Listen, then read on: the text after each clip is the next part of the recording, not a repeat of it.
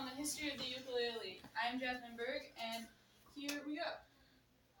So, now the history of the ukulele is probably, you might not think it's very important, but it's actually very interesting. There's several misconceptions about the... No. There we go. Alright, so there's the origins, notable figures, and popularity. There's been a multitude of different events that have happened. Origins. Origins, most people believe that the ukulele came from Hawaii, but it actually came from Europe. So you see, sailors were traveling from Europe to Portugal, and they were carrying their guitars with them. But, it's really hard to bring a gigantic guitar with you on a ship. So they shrunk it down, and that became the machete. Now, you might think, oh, a sword? No, this is a musical instrument. It's pronounced the same, though. But this instrument is the same size as our modern-day ukulele, but instead of 6 strings with a guitar, it had 10 strings, which is way more than your common 4-string ukulele that we presently have. So the sailors had the machete, and then Hawaii was running out of workers for the sugarcane fields, so immigrants from Portugal were going to Hawaii. And that's where the ukulele was invented. Now, the name of the ukulele, there's been many myths and just interesting misconceptions about it. There's been 3 popular theories on what the name actually means. The jumping flea, the jumping man, and the gift from a distance, which the Queen of Hawaii is most commonly for using this term. And jumping flea, we don't know exactly how this name originated, but we're thinking it's because of how fast the fingers moved on the fretboard of the ukulele when it was being played. And when you're tuning a ukulele, you make sure that the notes are correct by saying, "My dog has fleas." And so that's why we think that name might be the most likely candidate. However, there's also jumping men, which could refer to the dancing of those times.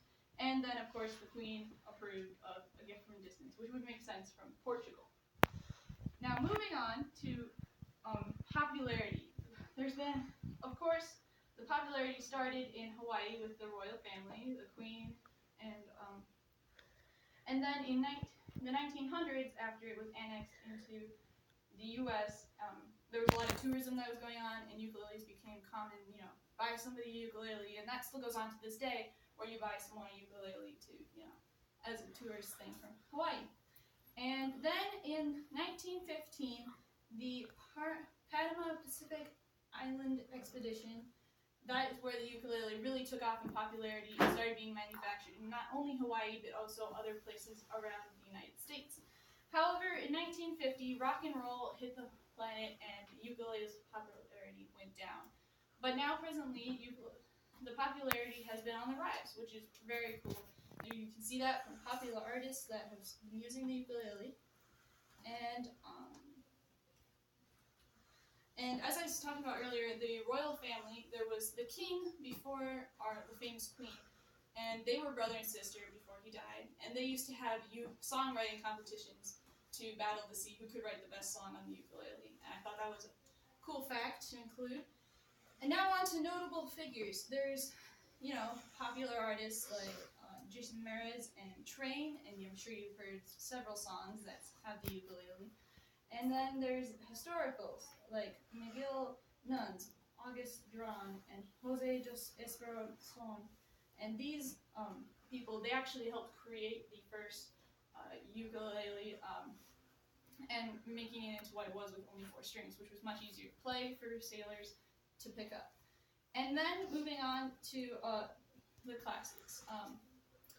IZ, as he was known, is who did the cover of the Rainbow, and he is like a very popular artist, and also Jake, who he's famous, one of the most viewed ukulele YouTube videos of all time. As I was talking about earlier with IZ, he was famous for covering over the Rainbow. He actually is Hawaiian, and he started playing when he was 10 years old and has had a prominent career, not only playing that one song, but he's done multiple albums, and it's very cool to see how the ukulele can be transformed into such an iconic image for an artist. And so that's the ukulele, the origins, the popularity, and the notable figures of that time. Thank you all for watching.